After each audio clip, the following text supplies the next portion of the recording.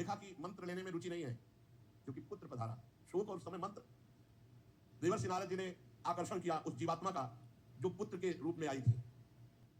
देवर्षि नारद जी ने कहा, जीवात्मन पश्य भद्रम ते मातरम पितरम च ते सुहृदो बांधवा तप्ता सुचा त्वत्कृते आदृशम कलेवरम स्वामविष्य शेषमायु सुभद्रता भुंक्ष भोगान पितृ प्रत्तान किष्ट निर्वासना। चलो इस शरीर में आ जाओ और पूरी आयु व्यतीत करके तब फिर यहां से जाना। आ जाओ, जीवात्मा को बुलाया। ये देखो तुम्हारे पिता कैसे व्यतीत हो रहे, माता कैसे, और सब पूरा महल के साथ रो रहा है। आओ और पिता के दिए हुए भोगों को भोगो, और मैं कह रहा हूं पूरी आयु व्यतीत करो। चलो अपने शरीर पे आ जाओ। जीवात्मा ने आवाज की, कहा, देवर्षि जी आप कह रहे हैं, आप कह रहे हैं कि मेरे पिता है, माता है? अरे इसके कितनी बार मैं बाप बन चुका हूं, कितनी बार इसका माता बन चुका हूं। ये मेरा माता पिता नहीं है। ये कितनी बार भाई बन चुका है, कितनी बार नाती बन चुका है, कितनी बार हमारा शत्रु बन चुका है। ये कितनी बार हमसे उदासीन हुआ है, कितनी बार हमसे द्वेष किया है। अपने कर्मानुसार मैं आज इसका पुत्र बना था, बस इतने समय के लिए। ये मेरा कोई नहीं है। जैसे व्यापारी के पास से सामान एक के पास दूसरे के पास जाती रहती है, ऐसे कर्मानुसार जीव एक के पास दूसरे के पास जाता रहता है। विचार करने से पता चलता है।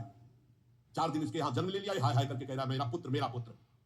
ये सुना रहे हैं सबको, सबके बीच में सुना। नित्य अहंकार रहित वो जब जीव अपने कर्मानुसार गर्भ में आता है तभी तक, जब तक शरीर में रहता है तभी तक वो माता पिता मानता है। इसके बाद कुछ नहीं उसकी याद, कोई उसका नहीं। जैसे कोई लोग पूछते हैं कि हम जब मर के जाएंगे तो हमारे पिता हमसे बात करेंगे, माता बस शरीर तक, शरीर छूटा काम खत्म। शरीर तक केवल संबंध। मैं अविनाशी हूं, मैं सूक्ष्म हूं, जन्मादि से रहित हूं, अपने कर्मवश इसके गर्भ में आया था। ये ना मेरी माता है, ना मैं इसका पुत्र हूं, जन्म मृत्यु से रहित हूं, मैं ईश्वर स्वरूप हूं।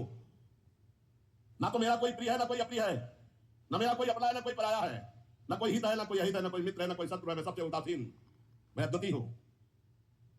इस शरीर कर्मानुसार ग्रहण करने मात्र से केवल कुछ समय के लिए मैं पुत्र बना था। राजा से कहा सुनो, और देवर्षि नारद से जीवात्मा ने कहा कि अब इस शरीर, गंदे शरीर को मैं स्वीकार नहीं करता।